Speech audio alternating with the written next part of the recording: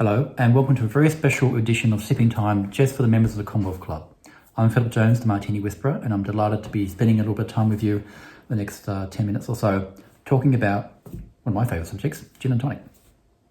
I look forward to being back at the club in person when all this pandemic is settled down and we can go back to our hopefully almost normal lives and sharing my enthusiasm for gins and craft spirits in general and meeting you all again.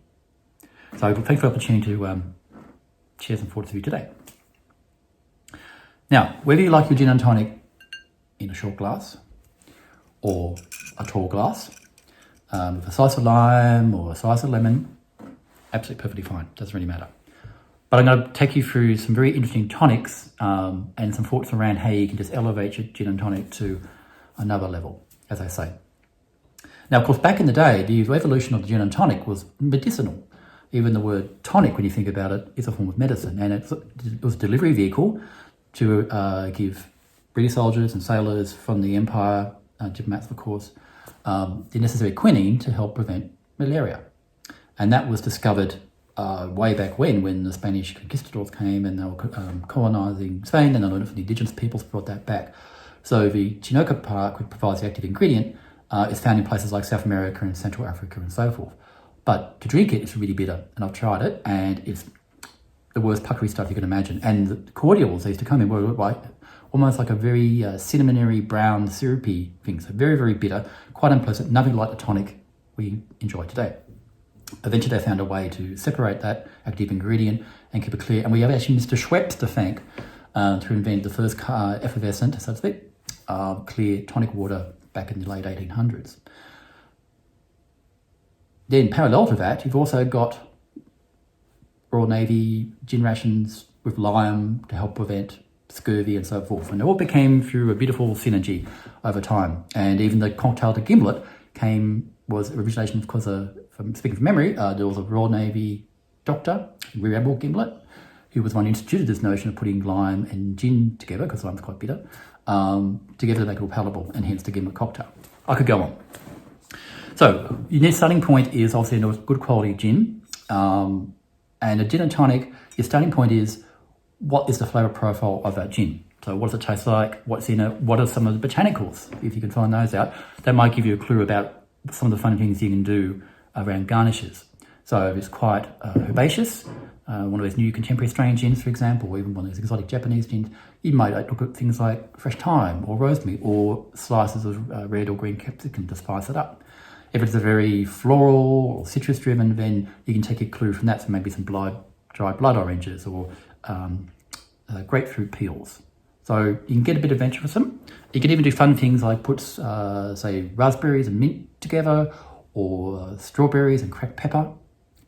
Lots of fun. Let's talk about tonic though.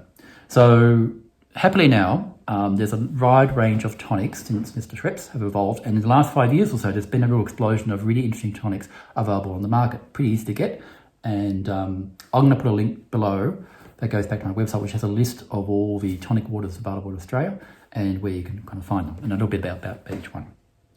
So let's start with the Australian then. So we've got a couple of Australian ones to introduce you to. You've probably seen this around. Cappy Tonic comes out of Melbourne. Now, my first rule of a gin and tonic is you kind of want to taste the gin. So all due respect to Mr. Schweppes, when you drink and compare to some of these ones I'll introduce you to, it actually tastes pretty sweet. And heaven forbid, if you've got a post-mix, no. That just ruins the whole drink. So, if you're in the wilds out somewhere and you're desperate for a gin and tonic, that's perfectly fine. I once lugged a bottle of Bottom Bay gin around Borneo on a trek, and I used to get the local limes, and I had a silicone mould where I could pour my pure filtered water into. As soon as I got to the hotel, I'd get that going, get some ice, and get some tonic water, and so that's just me. So yes, Cappy Tonic. So out of Melbourne, they come in big bottles and little bottles. Again, it's a very nice neutral style, and one thing you should not look for in the ingredients is the sugar content. So for 100 mils, this has 8.7. So hold that thought for a minute. So Cappy's are nice, and a lot of distillers quite like this because it's fairly neutral. It's not going to take over the gin in a tonic. Another one that's popped on the market a little while ago is this really quirky brand, again out of Melbourne, called Strange Love. And they've got these gorgeous little bottles. They come in 4 packs, like so. And they've got some really cheeky names. So this is called a dirty tonic, and you can see the colouring in it. So if you like your dirty martinis, this is delicious. Really savoury, salty. So you've got this little number. They've got things like bitter lemon tonics.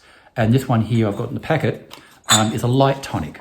So the key thing here is the sugar content per 100 mils is only 2.9. So a fraction of what the cappy is. And so they're very, very light, very delicate. So if you've got a very, very subtle gin, this could be a really nice way to go.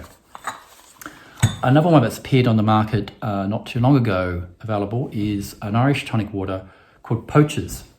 And this is their wild tonic. So it's very herbaceous and floral. So if you've got, again, a gin that can stand up, a bit more flavoursome, then you can pair it with this and it'll go quite nicely. A lot of these tonic providers, if you go to their particular websites, they may have suggestions, even like flavour wheels. So this gin goes with this tonic, or this tonic goes with that sort of gin. Very handy. So Poachers is quite nice. It sits in terms of spectrum. If you want, I find this a little sweeter but softer and more full on the palate. So if you don't want it too austere, that could be a good suggestion. So they've got about 3 or 4 different types to choose from. Another one, an English one that's been around for a fair while but new to the Australian market, is Fentimans. And what you'll start to know is, besides just the regular kind of clear tonic, a lot of these companies now are producing a range of. So this is Valencian orange tonic water with lemon thyme, which sounds delicious. You can probably just drink this by itself. Their sugar is 7.7, again, compared to the tonic from Cappy, which was 8.7. So less sugar, even with the additives in it. And if they're good, and if they've done it properly, these are not artificial sweeteners. These are actually native, pure ingredients put in. So also nice with vodka. So if you're a vodka drinker, some of these flavor tonics are a perfect combo for that as well. I should mention also that it's okay for certain gins to add a splash of soda. So if you've got like a barrel-aged gin or a really rich flavoursome gin that's really interesting, try it with a little dash of soda, like you would a whiskey, and you see how that opens it up. And the final one I want to introduce you to is Fever Tree.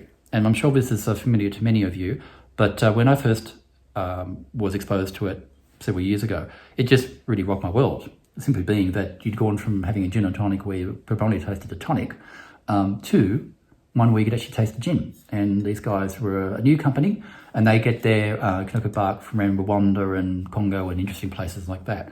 No artificial sweeteners, it's all natural ingredients. So they've got several in their range. This is their standard. It comes in small bottles and large bottles like this.